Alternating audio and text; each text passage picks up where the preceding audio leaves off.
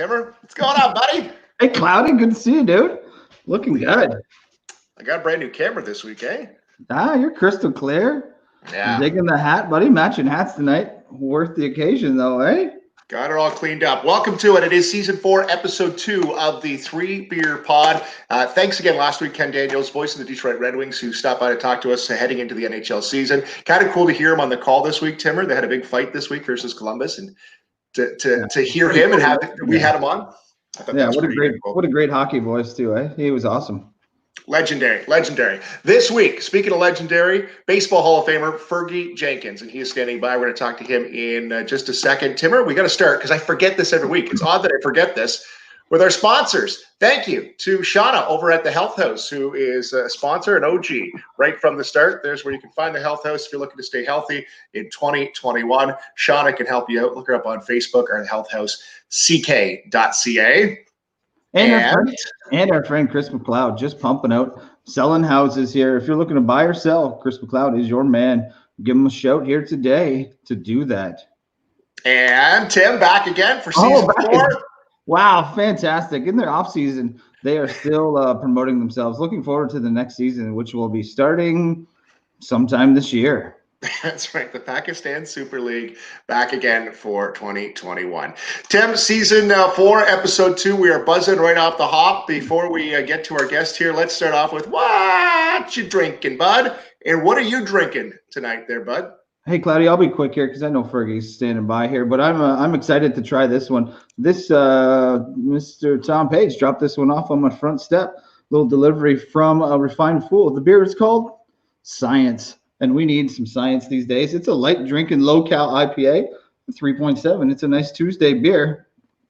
The second one I'm looking at here today is Beam Me Up. This is from Storm Stayed in London. My buddy Darren Hebert dropped this off on the front porch today. So this is a 3.3 Scottish shilling.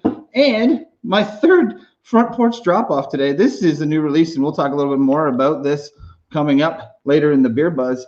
This is a new release from Sons of Kent, and I'll drink that one during the Beer Buzz. What are you drinking, Cloudy? Beautiful, beautiful. Well, tonight I am drinking, here, let's pull me in here. I'm going to drink 3 Fergies. That's what I'm going to drink here tonight. Nice. These are the out of the cellar. Nice. Yeah, they're like wine, right? They age well. Is that right? 100%. I've got one here, Fergie signed. It's a signed Fergie beer that I've held on to, and I'm not getting rid of this one anytime soon, but I'll show that on display here tonight. I did pull out one of the beers that we're going to have in the Beer Buzz here tonight, so I've got that standing by. And from our friends over at Trestle, the No Signal. Have you seen this one? That one? No, I have not. Focus on that strawberry raspberry kettle sour. Nice. So if we get through the 3 Fergies and the 2 from Suns, then it's that's a good Tuesday. It's into it. Hey, Cloudy, before we pull Fergie in here, can we do a little giveaway? Yes. Okay, so here's what we're gonna do. Talk to the guys over at Sons of Kent. They've got a signed Fergie beer waiting for the winner of today's contest. They also got a signed Fergie beer poster, which is pretty sweet. I would like to have it in my garage, but someone else is going to win it tonight. So here's what we're looking for right now. In the comments, we're looking for who was the toughest batter that Fergie faced during his major league career. Put your comments in the chat there, and we're going to ask Fergie that in a little bit, and we'll be able to see who the winner is. So put toughest batter that Fergie faced in his career. Look at that guy. There he is right there. Ladies and gentlemen, we are pretty pumped to welcome this guy, Tim. When we started this podcast many moons ago, one of the guys that we had on our list to bring into the podcast was Fergie Jenkins. We had worked with Sons of Kent for the Fergie Jenkins beer, and we thought, how cool would it be to have Fergie on here? And we wanted to make sure we could get through 3 seasons before we pulled the trigger on Fergie. And we're excited to welcome him in. There's Fergie winning, I believe that was his 6th straight 20-win season. Ladies and gentlemen, let's pull into the broadcast. It is the one and only baseball's Hall of Famer. It is Ferguson Jenkins. Good evening, Fergie. How you doing tonight, buddy? Chris, great. That was a great intro with the beers. Just drinking water. Well, you're welcome to join in and have one with us here, Fergie. So we have a question. Don't answer it yet, okay? All right. But by the end of the interview, we're going to ask you who was the toughest batter that you ever faced, okay? All right. Sounds good. So think about that one. Fergie, where are we talking to you from? Where are we connecting here tonight? My new home is in Frisco, Texas, about 30 miles north of Dallas. And how? Right after spring training in March. In March. Fergie, when was the last time you got back to your hometown of Chatham, Ontario, Canada? Well, it was last Christmas.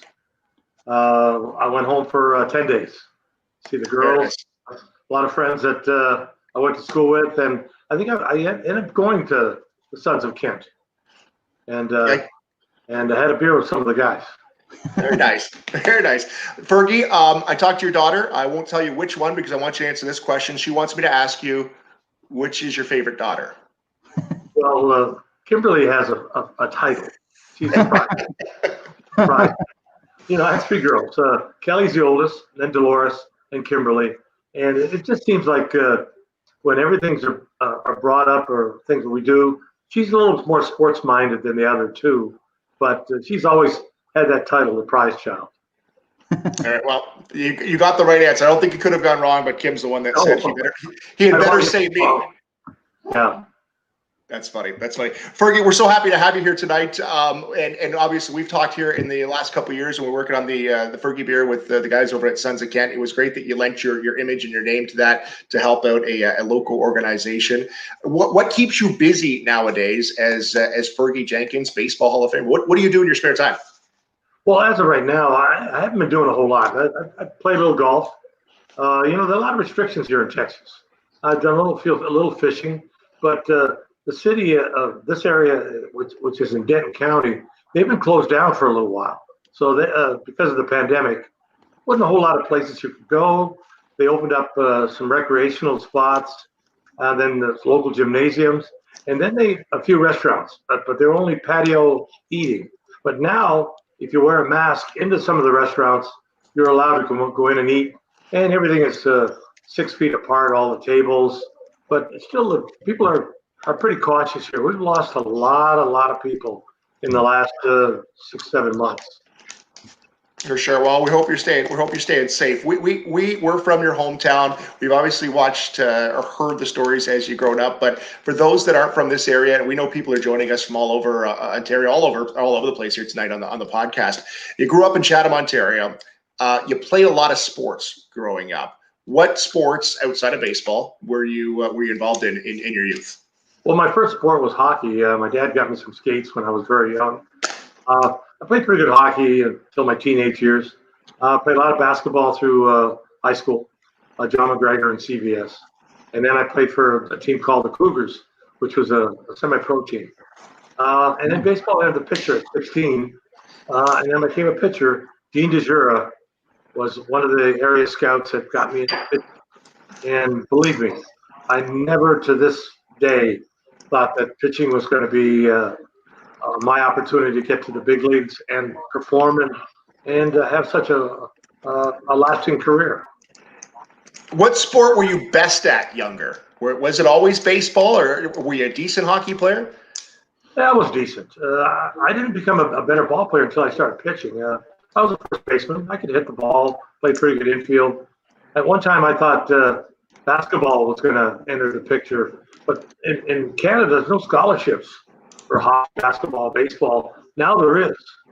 So in the 60s, after I graduated, I was happy to sign a professional contract in 62 with the Phillies. So I took that opportunity, started playing professional baseball. We've got some prizes to give away from Sons of Kent, and we're going to ask you here by the end of the interview who was the toughest batter you ever faced. People are guessing right now. A lot of guesses coming in. Keep putting those in the comments, and somebody's going to win a pack from Sons of Kent, signed by Fergie. Tim, you had something there. You want to jump in, bud? Yeah, Fergie, I was looking back at some old pictures here today and happened to see one of you in the Harlem Globetrotters. So basketball was definitely a love. Can you talk to us about that experience playing with the Harlem Globetrotters? Yes, in 1967, Joanne Zavino was the marketing individual with the Globetrotters, and their downtown office was downtown Detroit on Michigan Avenue. He asked me, was I going to go back to Canada after the season was over, and I said yes. He says, well, we'd like to have you tour the Globetrotters, maybe 10, 12 ball games, and be the pitcher in the skit where Meadowlark hit a home run every night in the third quarter. Well, it went across so good. I played those 10 or 12 games. We stretched it all down back basically into Michigan. I played the Olympia, played some of the college campuses, and then they stretched it out on the West Coast. That first year, probably played maybe 75, 80 games. Wow. It was a lot of fun. You know, That would especially be a lot of fun. Meadowlark, Curly, Jackie Jackson, Leon Hilliard. There were so many good basketball players, and they were all entertainers, although they could play basketball. And it was a lot of fun to be a part of that troop. Not only Fergie did it keep you in shape, kept you busy, but it was a part-time job. You needed to make some money in the off season, didn't you? Oh, yeah, I was paid to go out and perform, and I played 3 seasons, 67, 8, and 9, and almost 200 games with the Globetrotters. Good stuff. Good stuff. Fergie, so let's go over your baseball career. 1966, the Philadelphia Phillies trade you to the Chicago Cubs. What a dumb trade. One of the dumbest trades that the Phillies ever made. You go on to a great career with the Cubs, and you go to a couple teams after that. But you get to the Cubs, and you get your opportunity to go to the famed Wrigley Field and become the starter that everybody got to know and love. What was it like once you finally started gaining some traction and becoming that pitcher that you knew you could be with the Cubs? Well, I went to winter ball a couple of seasons in the Philly organization, 64 and 65 in Puerto Rico, and Cal McClish taught myself, along with Grant Jackson, Rick Wise, Gary Wagner. There were about 4 or 5. I think Dave Bennett was another one. Taught us the slider, and I think that's the pitch that really got me to the big leagues. And it was my out pitch a lot of times in that I pitched. I enjoyed throwing it. There was no problem with my arm. No pressure on it. It was a good cut pitch. It broke about 5-6 inches really quick off a fastball motion, and I had some success.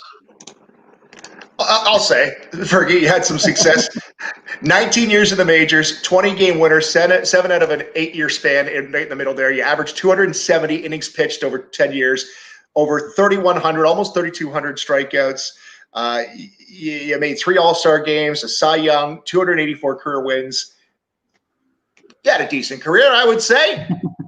Yeah, it was a lot of fun playing. Believe me, I look back a lot of times. I had some great teammates. Banks, Sano, Williams.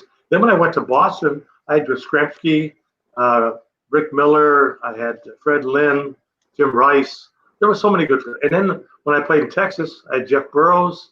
I had Billy Martin as a manager for 2 seasons. That's an adventure. Bobby Hara. You know, so many guys that contributed for me to look good because you can't do it all by yourself. So I had good defense and good offense. So I won some games because of the fact that I had pretty good teammates playing behind me. In 1977, this date in history, 1977, Ernie Banks was elected to baseball's Hall of Fame. It just happens to be that it happened this date in history. What was it like playing with legendary Ernie Banks?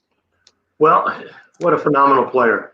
Never talked about himself, always about the team, how he can improve, what fun he had playing in Wrigley Field and playing first base. When I joined the team, he was a first baseman. Early in his career, he was a shortstop, but he had good hands. He knew how to play the position really well. He was pretty quick to get to balls that were hitting that gap between Glenn Becker, the second baseman, and himself. And he was always reliable.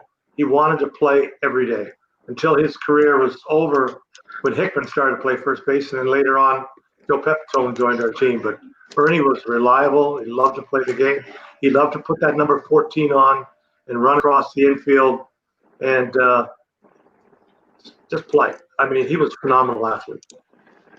Fergie, when you look back at your numbers and the wins and how great of a pitcher you were, your most money you ever made in a season was $300,000. Tim, could you imagine? You know the money they're throwing around right now in Crazy free money. agency.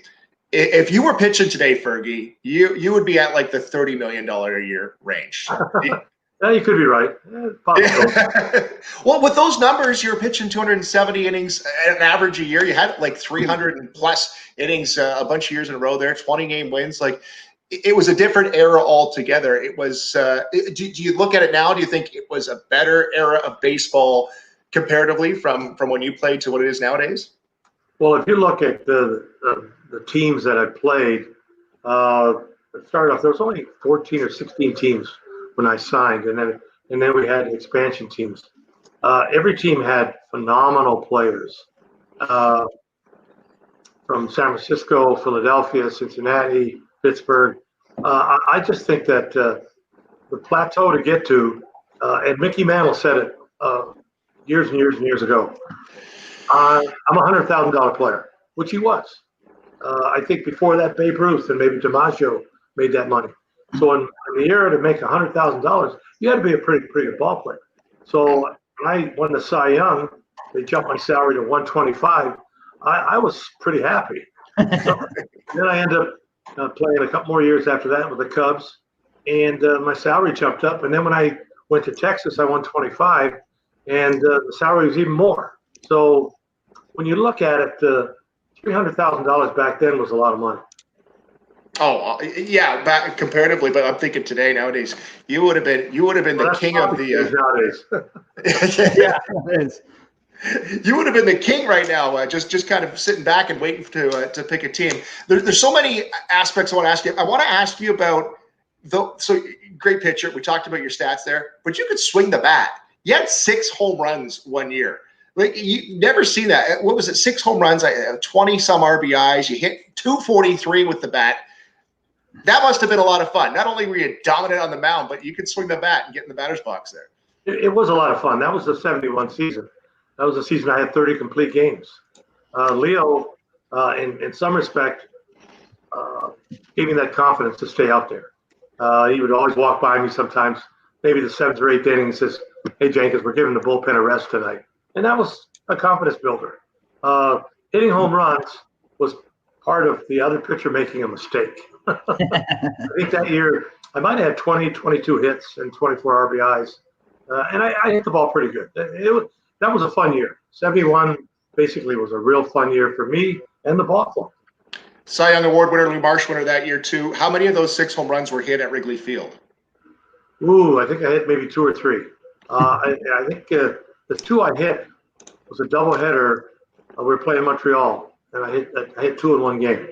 Nice. Yeah. And a couple on the road. But the fun part of it is when the other pitcher made a mistake and you put good wood on the ball, and you're surprised the ball's out of the ballpark. You go, all right.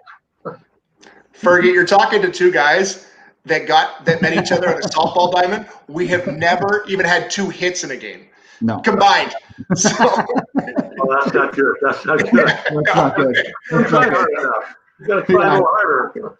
Yeah, 100%. This is actually our ploy, Fergie, to see if you'd want to play with us this year. We're trying to recruit. You need anybody really old on your team. I can be a good coach. All right. We'll take it. Timmy, did you have something there, buddy? Yeah, for sure. Fergie, on your Hall of Fame plaque, it said you played 12 of your 19 seasons in hitters' ballparks in Wrigley Field and in Fenway. Those 2 parks are still around. What's so special about those 2 parks that they haven't moved on and went to new stadiums like everyone else? I think because the ballpark in Chicago, it's kind of a national emblem, Wrigley Field. I mean, Mr. Wrigley owned the ballpark, and we played all-day games, and it's surrounded by nothing but neighborhoods. Mm-hmm. Fenway Park, similar. It's a very small yard owned by Tom Yawkey and his family. And parking is tough. You have to park on the street and park in the neighborhood. Totally different. And those ballparks are still in existence. And I'm pretty happy that they haven't decided to tear them down because so many good players have played in those 2 stadiums. Yeah. I know the first time I walked into Wrigley, I was like, wow, I'm just here to watch a baseball game. It just had a totally different feel. Growing up so close to Detroit, going to Tiger Stadium when I was a kid, but most of the good memories lately have been at Comerica Park. But when you're in Wrigley Field, you feel baseball. You feel connected to the game. It's a beautiful place. Your number 31 was retired along with Greg Maddux at Wrigley Field. What was that moment like, Fergie? Well, for a ball club to celebrate that situation and be a part of it, having them retire your number, the number I played with those 10 years with the Cubs, and I think Maddux, he had 8 or 9 years with the Cubs. He was after me. But, it's really a respect that the organization had for you because of the fact that you played well, and they enjoyed watching you play. And I was very lucky to have that number for that length of time. And believe me, when they said they were going to retire my number, I was pretty happy. Yeah, that's awesome. You've been back to Wrigley a bunch of times too, and the one thing I've noticed, so for when we knew we were going to have you on, I've been looking at videos and watching the different media things you've done in the past, is you always refer back to my hometown of Chatham. You make sure you get it in there. You're the first, so far the only Canadian in the Baseball Hall of Fame. Larry Walker will go in when the ceremonies happen again. But what was it like to get that call? Tim had mentioned it, to the Baseball Hall of Fame. What was that like, and how cool is it to be the only Canadian in there so far? Well, Jack Lang has since passed away, and he was the individual that phoned the players. He phoned me 2 days prior. He phoned me on Saturday night and said that I was one of the leading candidates, along with Rod Carew and Gaylord Perry, to possibly go in 91. And he says, I'm going to phone you at 5 o'clock on Sunday night. I'd like to have you answer the phone so we can congratulate you. And then Monday is going to be a press conference. You have to fly to New York. So Sunday night comes, I'm fixing a lunch or dinner for the kids, and now it's 5 o'clock, no call. It's 5 after 5, no call. It's 10 after 5, boom, phone rings. I reached, grabbed it. Jack Lang, he says, congratulations, Ferguson. You are now a Hall of Famer. And he says, I'll get back with you in about 45 minutes with flight arrangements so you can fly out Monday to New York for a press conference. The first individual I phoned was my father. I phoned him, and I said, Dad, I'm in the Hall of Fame. Wow. And I could hear on the other end, he was crying. So he was pretty happy. A lot of times when you think about it, Jack Lang had 2 other individuals to phone. He probably phoned Rod Carew first, and then Gaylord, because it was unanimous. Gaylord was our third individual on the ballot. So he probably talked to Gaylord for a few minutes. Gaylord probably it was nice to know now I'm in the Hall of Fame. Your dad, Hershey, I watched, and we've got it posted on our Facebook page. So just scroll down, you can see Fergie's Hall of Fame speech. And when you tell us the story, it gives me chills. But when I watch the video and you mention your dad and you mention your mom, it's chilling. I think you did a great job. And the fact that you kept it under 9 minutes, Fergie, that's impressive. That's very impressive. Biggest thing is that the guys behind you on the day, I said, hey, keep it short. All 3 of us. So Rod went on first, and then Gaylord, and then myself. So, but the biggest thing is, the speech that you try to get across, is you're thanking the organizations, people that really helped you get to where you are or where you were, from coaches, players, and then your mom and dad. You kind of choke up when you talk about your mom and dad, which I did. I choked up a little bit, but I kind of let my dad know, because he had a chance to play for the Chatham Black All-Stars in Chatham in the 30s. And the stories I heard was he was a pretty good athlete, pretty good ball player. So I said, Dad, you and I are now in the Hall of Fame together. Wow. That's still chilling, Fergie. Fergie, I want to ask, so before we get to the end of the career, you had a chance, 1981. So mostly throughout your career, you were traded from team to team. 1981, you were a free agent. You went back to the Cubs.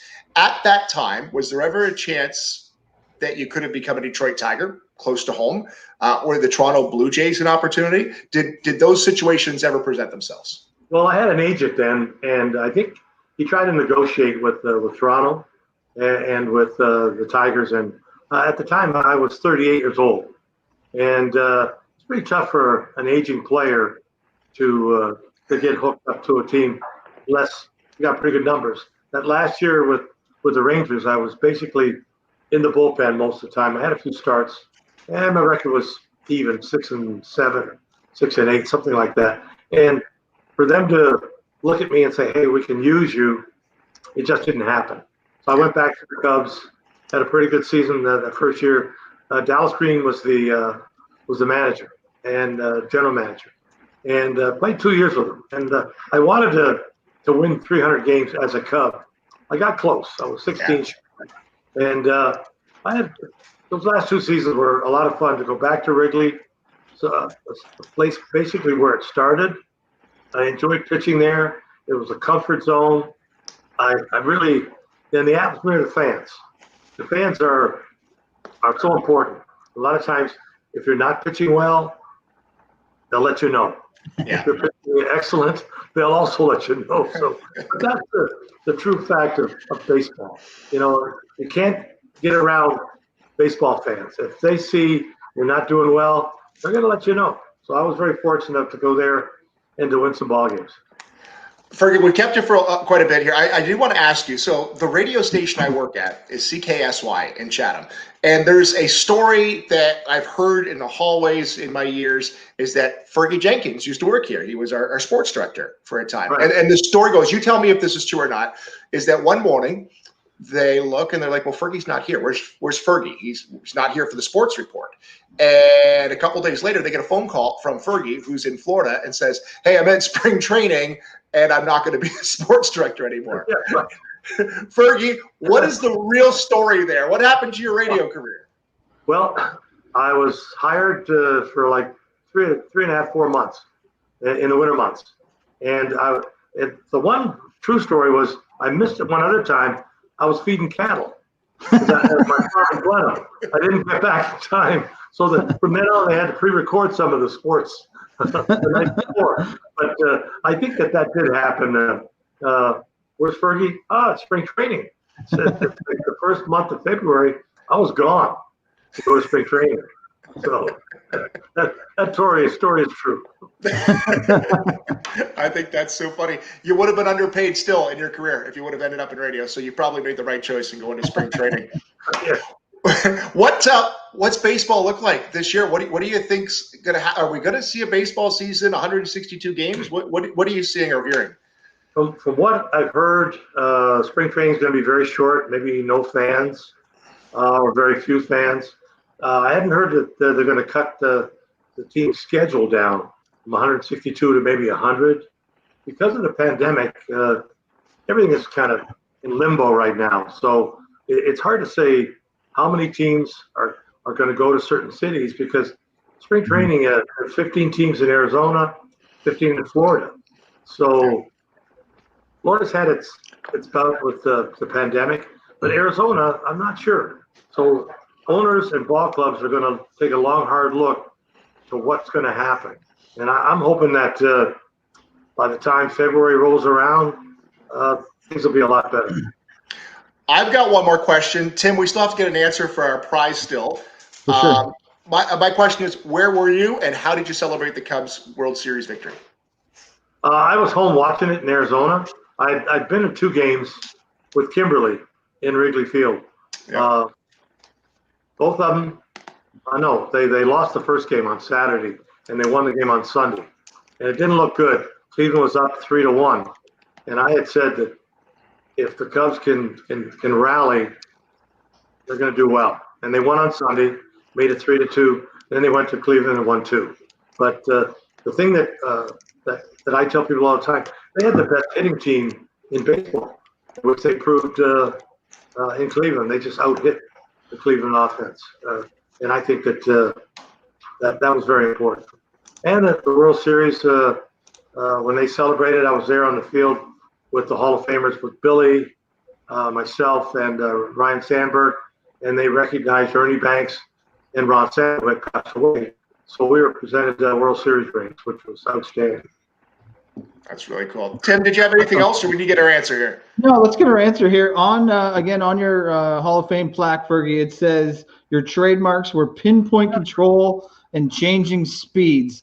You must have had some tough batters out there. Who was the toughest batter that you had to face during your career?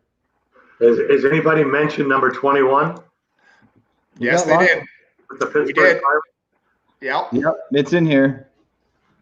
He was tough because they were in our division. I probably had to start maybe 5-6 times against Pittsburgh, and on the West Coast was Willie McCovey. All right. Do we give the prize to your daughter, Kim? Is that even fair? I think she's heard that story a lot. So I think so. I think so. We'll connect. We'll find a winner here. That's awesome. Fergie, if it's going to be beer, make it Budweiser. Fergie, thank you so much. You're a true Hall of Famer, a legendary baseball player, a true Canadian. I know your hometown of Chatham, Canada, is very, very proud of you. Canada's proud of you, and keep on keeping on, Fergie. Thank you so much. All right. Thanks, Tim. Thanks, Chris. Thank you. Thanks, Fergie. That was awesome. There you go. 1991 Baseball Hall of Famer. It is the legendary Fergie Jenkins on the 3BeerPod tonight, Timmer. That is a lot of fun. And you look back at Fergie winning. This is him winning his 20th game. I think this is the 6th straight 20th game season. And he did it against the Cincinnati Reds there. And I just love the graphics that come up here. Like baseball's still baseball. It is. But like the way they watched it back then, it's so different. But Fergie would have dominated in today's game. Oh, 100%. 100%. You know what? When talking about Wrigley, though, I remember walking into Wrigley Field the first time, and you're like, this is just the place to watch baseball. There's nothing fancy going on there. You get yourself a hot dog, you sit back, you get a breeze coming through your back, and you're just watching baseball. And I know they've made some changes lately to Wrigley, but my first time being there, I was like, wow, this is awesome. I remember in 91 when he was elected to the Hall of Fame. It was huge news here in Chatham, all over the papers. Old Mike Bennett, the Chatham Daily News reporter, all over the coverage there. And as a young kid, I was only 11 years old then. It was like, wow, there's a pitcher from Chatham that's in the Hall of Fame. Yeah. Could I do that? Yeah. Turns out the answer is no, but sure gave me hope back then, buddy.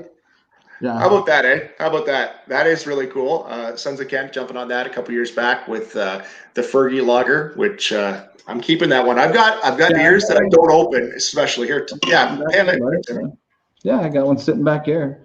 Yeah, there you go. I went and Fergie autographed that for me. It was awesome. He was so low key, just chilling at the brewery, signing cans like it's no big deal. And you're like, wow, this is Canadian Baseball Hall of Famer Fergie Jenkins, just hanging out at Sons of Kent. Pretty cool thing. A couple of my favorite things, baseball and beer. It was a pretty cool day having Fergie and Chatham just signing away. I know a lot of people thought it was pretty cool that day.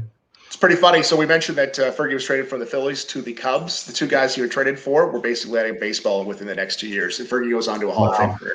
Isn't that wild, man? That's a bad trade. That's a bad trade. Yeah. That didn't stand the test of time. Thanks to Fergie Jenkins, and the hardest player, the toughest player, he said, was Roberto Clemente or Willie McCovey, is who he had mentioned there. So, hey, Timmer, let's get on with the show. Thanks to Fergie again, and let's get to the beer buzz here tonight. We just got a question here. Are those still available, the Fergie Jenkins beer? They're not available. I could sell you mine. They're a couple years old, though. Might not be the freshest of beers. Fergie jumped on board as a part of a fundraiser for the Children's Treatment Center here in Chatham, and that was awesome that he loaned the name to the beer and sold a boatload. We raised a ton of money for the Children's Treatment Center with that beer. It's pretty awesome. Won't commit Sons to doing that again, but who knows? Who knows? That might come back again at some time. All right, beer buzz, Tim. Speaking of our friends over at Sons of Kent, we've got some new beer to debut here tonight. Tell us about this. Yeah, I'm going to crack this one open here right now. I haven't even tried it yet. Doug dropped it off on my front step here today. It's going to be released on Thursday. Colin gave me some tasting notes here. Need some translation here. It's pivo, which means beer in Czech. Learn something new every day. And the 16 is a reference to the measurement in Play-Doh of how much sugar there is in the beer before you ferment it and cellar it. It is crisp, refreshing, and still has a present malt profile and noble hop characteristics. Let me give her a whirl here, buddy. I'll back that up. This is a 6.8 beer. The one I was drinking before was 3.2. This will be a little bit different. This is on sale on Thursday. Again, Suns have some exciting stuff coming up. I know next month Stay tuned for that release in text today. I was sworn to secrecy about what's going on next month, but really cool stuff coming up with Sons of Kent, and maybe some stuff we talked about tonight. Oh, okay. We'll keep an eye on that. Saying, buddy, if I have this beer and then I say more, they'll be mad at me. And? Oh, that's refreshing. Refreshing. Hey, you know what? It's one of those. It just tastes like a 5% Pilsner, not a 6.8% Pilsner, and delicious. I was wondering why you were staring at me, and I forgot that I was just drinking a beer. You're like staring at me. I thought we glitched out, and I'm like sitting here enjoying a beer. I actually forgot that I was on a podcast there for a second. I was like, I'm just sitting in the garage enjoying a beer. Oh, wait, you want me to talk about it? Wanted to get your review. Hey, Punchki Day is coming up. Punchki Day is Pancake Day, Shrove Tuesday, Fat Tuesday, whatever you call it, Party Gras. So Punchki Day, and we want to show off this from Craft Heads in Windsor. They're coming out with a Punchki beer. So Punchki, some Black's Bakery, and the beer from Craft Heads. Tim, we're not going to say too much, but it is available right now at the Craft Heads website. You can put an order in, and it'll be ready for Punchki Day. But we usually don't do this, but they're going to be our guest next week. So we'll get a little more on that, but we wanted to make sure we threw it out there that the Punchki beer is coming.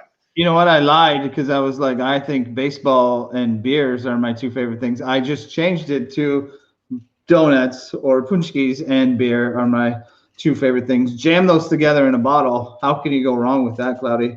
That's got to be good stuff. Nothing wrong with that. Timmer, we got some lowlights of the week. Here's a couple things, okay? So in honor of Fergie being our guest tonight, I thought we should highlight this guy right here. If anybody's been to a Jays game in the last 15 years, this guy is a legend at Blue Jay games. Here he is. Come on, buddy. Ice!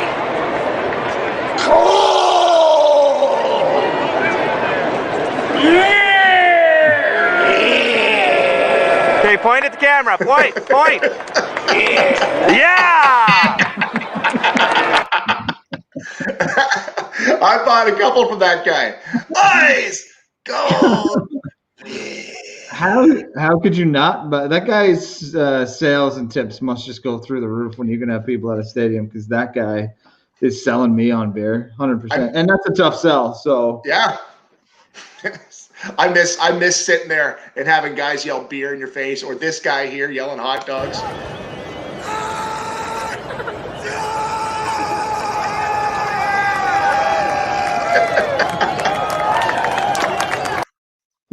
Looking back at these things, I feel like I've been studying epidemiology too much in the last 10 months, and I'm like, that guy's a super spreader. He just on everyone. That's like all these things are ruining my experiences. I'm like, why would I want this guy to be screaming at me to buy a hot dog? Yeah.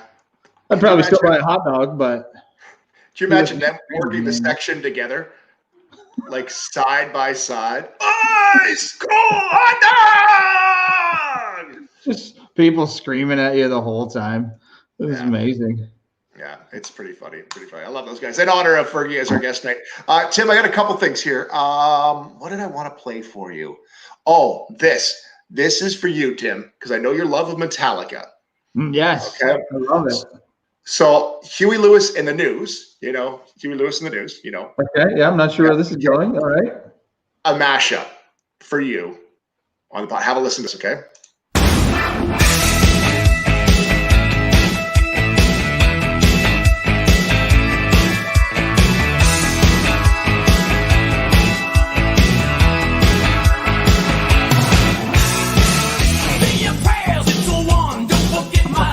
It's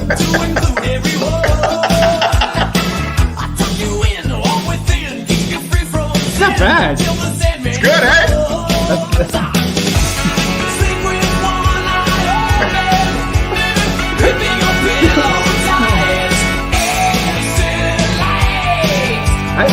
I'd go to this concert. So good.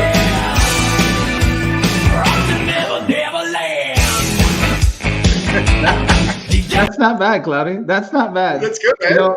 Metallica took a lot of heat when they came out with the Black Album, and they're like, you sold out, and then they did like the symphony stuff, and the old metalheads were losing their mind. I think people would dig that. I like it. And who's got the time to do that? That's what I wish I had the time to mash up things like that, buddy.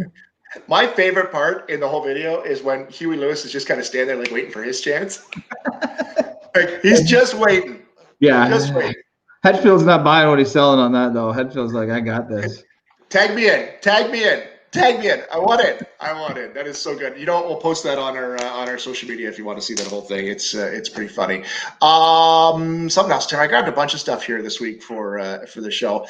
So pickleball. You know pickleball, right? Tennis. I do. Yes. One of the hottest things out there right now, right? Huge. So there is a town down in the U.S. I think it's in California. I'm not even positive where it's at, but they've had a huge influx of pickleball players. They've turned one of their local courts into like the pickleball hub. There's like games happening night and day. It's happening all the time, which you don't think would be a major deal, but it is. The local neighborhood doesn't like it. Here is the news report. Our newest doofus this week is the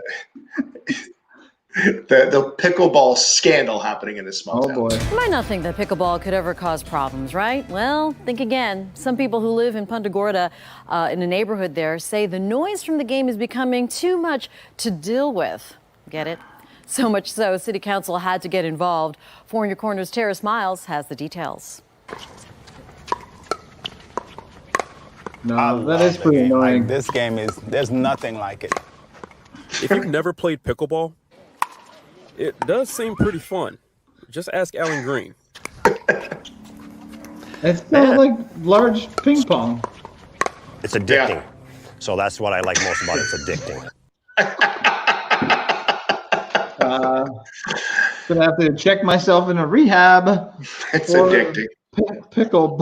Pickleball. I do know some people that are addicted to pickleball. I will not name names here on the podcast, but I do know of someone that would go dominate any pickleball court right now if you let them.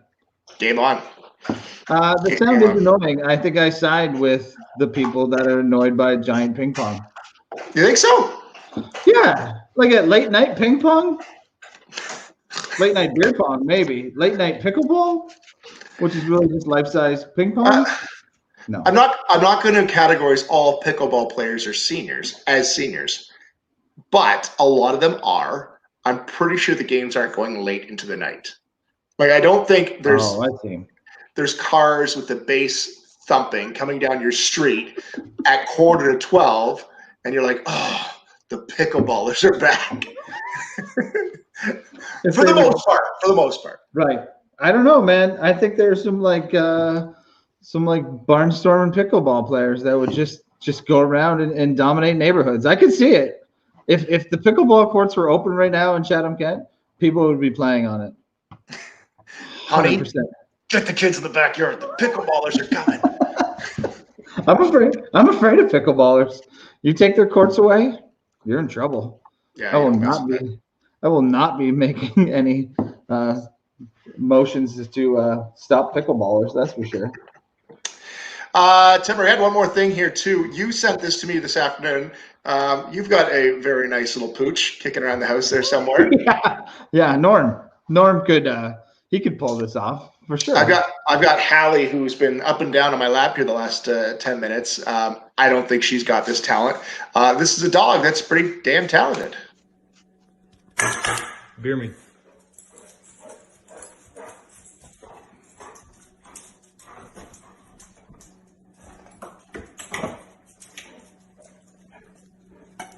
Shut the door. That's impressive. Shut the door. You give me a koozie? That's even more impressive. Okay, Yeah. Cool. Here. Throw this away. Throw it away. Throw it away. Oh, here. look at this, eh? Yeah. Go throw it away. Yeah. Smart.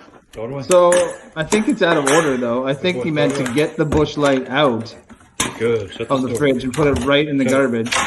Good boy. That's what I think that video was supposed to show.